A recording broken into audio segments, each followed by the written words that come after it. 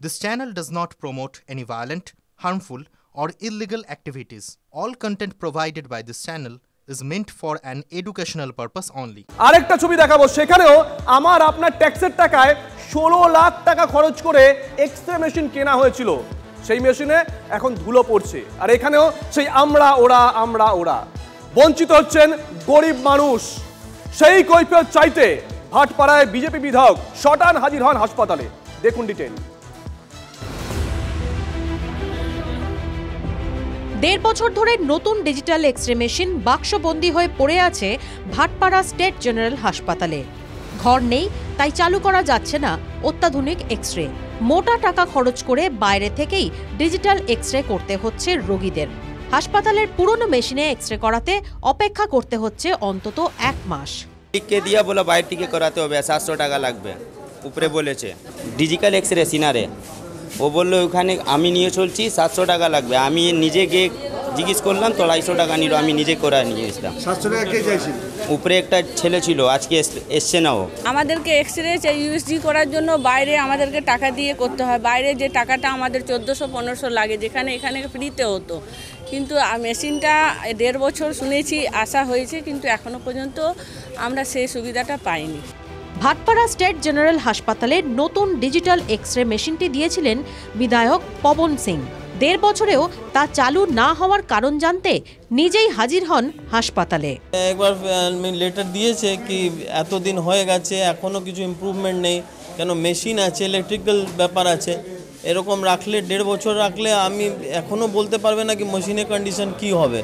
Super জানিয়েছেন X-ray মেশিনের ঘর তৈরির জন্য সরকার অর্থ মঞ্জুর করেছে।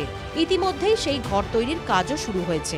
কনসোল রুম বানিয়ে সেই কনসোল রুম এবং এক্স-রে মেশিন তখন সেটা ইনস্টল হবে 1 নম্বর। সুতরাং এটা একটু সময় সাপেক্ষ, তবে হ্যাঁ, গভর্নমেন্ট অফ আমাদের ওয়েস্ট বেঙ্গল টাকা স্যাংশন করে দিয়েছে যে এই কাজটা যেন ভাটপাড়া স্টেট জেনারেল হসপিটালে হয়। এক্স-রে মেশিন দেওয়ার 1.5 বছর পর হাসপাতাল ঘুরে গেলেন বিধায়ক। কবে ঘর তৈরি হবে আর কবেই বা এক্স-রে মেশিন চালু হবে সেই উত্তর কিন্তু পাওয়া গেল না।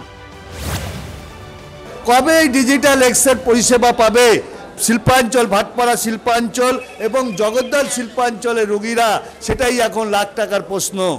ভাটপাড়া স্টেট জেনারেল হসপিটাল থেকে বিশ্বজিতের সঙ্গে অনন্ত চট্টোপাধ্যায়, TV9 বাংলা। না, এরকম অনেক কিছুই ঘটে থাকে জানেন তো, তার উত্তর পাওয়া যায় না। প্রশ্ন ওঠে কিন্তু উত্তর দেওয়ার কেউ নেই। যে হয়তো উত্তর দিতে পারে সেও ঘুরিয়ে ঘুরিয়ে এমন একটা কথা বলবে আপনি হয়তো ফেড আপ হয়ে পড়বেন। যাই হোক, আরও একটা খবর, বড় খবর। উত্তরবঙ্গের আরও এক বাসিন্দার কাছে এনআরসি নোটিশ পৌঁছানোর অভিযোগ। আলিপুরদুয়ারের ফালাকাটার বাসিন্দা অঞ্জলি শীলের বাড়িতে পুলিশ মারফত এনআরসি নোটিশ। তার বাপের বাড়ি অসমের ধুবড়িতে। 35 বছর আগে তার বিয়ে হয়েছে এবং গত প্রায় 25 বছর ধরে ফালাকাটায় আছেন। নোটিশ হাতে পেয়ে ভয় নয়, সন্দেহ প্রকাশ করছেন অঞ্জলি। অসম ফরেনার্স ট্রাইব্যুনালে যাওয়ার প্রস্তুতি নিচ্ছেন তিনি। চলতি মাসের প্রথম দিকে, নিশ্চয়ই মনে আছে আপনাদের, কোচবিহারে উত্তম কুমার ব্রজবাসী বলে একজনের কাছে এনআরসি নোটিশ পৌঁছে গেছিল। উত্তরবঙ্গেরই আরেক বাসিন্দা ফালাকাটার অঞ্জলি শীলকেও অসম ফরেনার্স ট্রাইব্যুনাল থেকে একই নোটিশ পাঠানো হয়েছে বলে অভিযোগ উঠে আসছে। কোনো রাজনৈতিক দলে আমি আগেও যাইনি, এখনো আমি যাব না। আমার যাওয়ার হলে আমি জিনিসটাকে, আমার যে নোটিশটা আমার জন্য আসছে সেটাকে আমি আগে যাচাই করব, তারপর। এখনো পর্যন্ত পাওয়ার পর কি মনে হচ্ছে আপনার যে এটা সত্যি না মিথ্যা? সত্যি মিথ্যা এটাকে আমি এখনো প্রমাণ করতে পারিনি। যেখান থেকে আসছে সেখানে আমার যেতে হবে, তাকে প্রমাণ করতে হবে, তারপর। আমি এটা নিয়ে এখনো কিছু বলতে পারছি না। না, ভয়ের ব্যাপার না, আমাকে এটা তো প্রমাণ করতে হবে। মানে প্রমাণ পেলে তবেই আপনি সিদ্ধান্ত জানাবেন? হ্যাঁ, সিদ্ধান্ত জানাবো। তারা বলছে আমরা তো কোনো চিঠি পাইনি, আমাদের তো কেউ জানায়নি। তার মানে এটা বোঝা যাচ্ছে যে মানুষকে, পশ্চিমবঙ্গের মানুষকে বিভ্রান্ত করার জন্য আজকে মমতা ব্যানার্জির এজেন্সি আইপ্যাক, তারা বোধহয় তার অফিস থেকে, ক্যামাক স্ট্রিট থেকে এই চিঠিগুলো তৈরি করে মানুষের কাছে পাঠাচ্ছে। আচ্ছা, আপনি কি কলকাতার বাসিন্দা? আপনার পাড়ায় আশেপাশে কোথাও এই কর্পোরেশন স্কুল দেখেছেন? স্কুলগুলোর কি অবস্থা বলতে পারবেন? যদি জানেন একটু প্লিজ আমাদেরকে জানান সোশ্যাল মিডিয়ায়, কারণ এই খবরটা কর্পোরেশন কেন্দ্রিক। ভাষা বিতর্কের আজ এবার কলকাতা পুরসভায় পড়েছে। অধিবেশনে বা কোনো কার্যবিবরণী সভায় ইংরেজি বা হিন্দিতে প্রশ্ন করা যাবে না। কাউন্সিলররা হিন্দিতে বা ইংরেজিতে প্রশ্ন করতে পারবেন না। কাউন্সিলরদের নির্দেশ দিয়েছেন কলকাতা পুরসভার চেয়ারপারসন মালা রায়। বাংলা ভাষার অগ্রাধিকার এবং বাংলা ভাষাকে গুরুত্ব দিতে এই নির্দেশ। বাংলা ভাষাভাষীদের হেনস্থার প্রতিবাদ স্বরূপ এই সিদ্ধান্ত বলে পুরসভা সূত্রে খবর।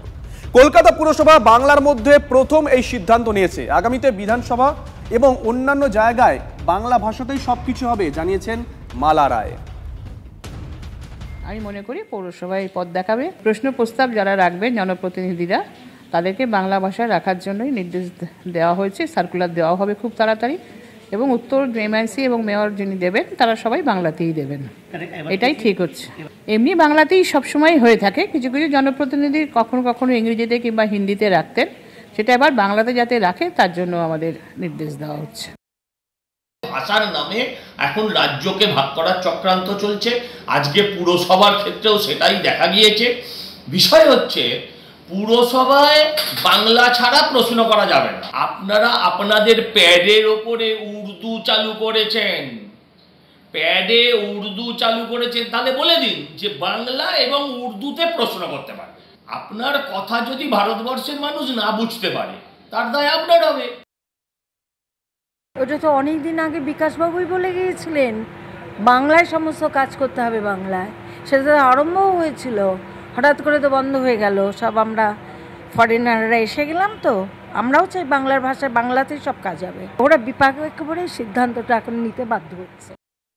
যে ইনস্ট্রাকশন মার্কেট দিয়েছে ওনার কাছে নোটিশ যাচ্ছে, বাংলা আপনি ইংলিশে লিখতে পারেন, হিন্দিতে লিখতে পারেন, অসমিয়াতেও লিখতে পারেন, কোনো আপত্তি নেই, কিন্তু বাংলাটা রাখতে হবে। কিন্তু অনেকেই প্রশ্ন করছেন হঠাৎ করে এই সময় কেন এই নির্দেশিকা। আরেকটা খবরের দিকে নজর রাখি। বাংলা থেকে ভিন রাজ্যে গিয়ে সমস্যায় পড়লে সাহায্য করবে এ রাজ্যের পুলিশ। হেল্পলাইন নম্বর চালু করলো রাজ্য পুলিশ। নম্বরটা একবার বলি আপনাদেরকে, 9147727666। এই নম্বরে শুধু হোয়াটসঅ্যাপ করা যাবে, নিজের নাম ঠিকানা সহ প্রয়োজনীয় তথ্য মেসেজ করে দেওয়া যাবে।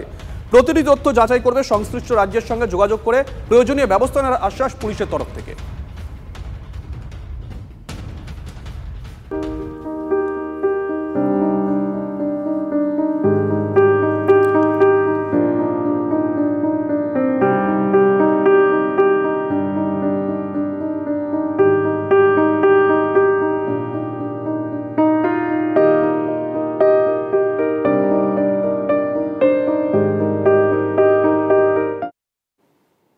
আজ আমাদের গোটা TV9 বাংলা পরিবারের মন খারাপ। প্রয়াত TV9 বাংলার consulting editor, programming Rahul Purkayastha, আমাদের রাহুল দা। বয়স হচ্ছিল 61 বছর। কবি রাহুল পুরকায়স্থের প্রয়াণে শোক প্রকাশ করেছেন মুখ্যমন্ত্রী মমতা বন্দ্যোপাধ্যায়। শৈশব থেকেই বেলঘরের বাসিন্দা কবি রাহুল পুরকায়স্থ। কলোনি জীবন, উত্তাল 7-এর দশকের পরিসরে বড় হয়ে ওঠা।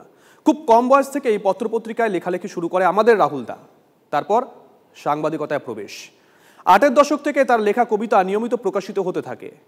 পেশাদারী সাংবাদিকতা শুরু আলোকপাত পত্রিকার মাধ্যমে, তারপর দূরদর্শন দর্পণ, তারপর খাস খবর, সবশেষে TV9 বাংলা। কবি হিসেবে পেয়েছেন পশ্চিমবঙ্গের শ্রেষ্ঠ মধুসূদন পুরস্কার, পেয়েছেন বাংলা একাডেমি, কবিতা একাডেমি, বীরেন্দ্র চট্টোপাধ্যায় সম্মান, শক্তি চট্টোপাধ্যায় সম্মান, ভাষানগর সম্মান।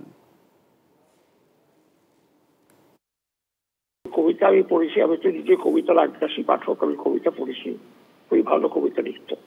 খুব অসময়ে চলে গেল, দুঃখের খবর। এটা একটা শূন্যতার সৃষ্টি করলো। আমি তার আত্মার সদ্গতি কামনা করি। রাহুল ছিল আমার একটা কাউন্টার পার্টের মতো, মানে এপিটুপিট হয় না, মৃদর এপিটুপিট, রাহুল ছিল প্রায় সেরকম। রাহুল আমার প্রায় মানে আমার আঁকা লেখা ভাবনার অসম্ভব সহযোগী ছিল। রাহুল পুরকায়স্থ বলতে এক কথায় বলতে একটা দুরন্ত প্রেমিক মনে হয়, যে মানে মানে জীবনকে যেমন ভালোবাসতো তেমন প্রেমকে ভালোবাসতো, সেই একই সঙ্গে কবিতাকে ভালোবাসতো। রাহুলের বন্ধু হিসেবে যেমন এসেছি, তেমনি আমাদের সরকারের মাননীয় মুখ্যমন্ত্রীর অন্যতম প্রতিনিধি হিসেবেও আমি এখানে এসেছি। আমার কাছে পুরো বিষয়টাই খুব বেদনার, শোকের। কম বয়সে রাহুলকে আমাদের হারাতে হলো। অনেক দিন ধরে ডায়ালিসিস চলছিল, কিন্তু শেষ অবধি আমাদের ওকে হারাতে হলো। সমবেত শোক, সে গাথায় আমিও সামিল আছি। রাহুলের মৃত্যু বাংলা সংস্কৃতি জগতের একটি অপূরণীয় ক্ষতি। তিনি হয়তো বহুজনের জন্য লেখার কথা ভাবতেন না। তার একটা গভীর রাজনৈতিক বিশ্বাস ছিল, যেটা অনেক ব্যর্থ হয়তো, কিন্তু কবিতার দিক থেকে তার একটা সম্পূর্ণ অন্যরকম চেতনা কাজ করত।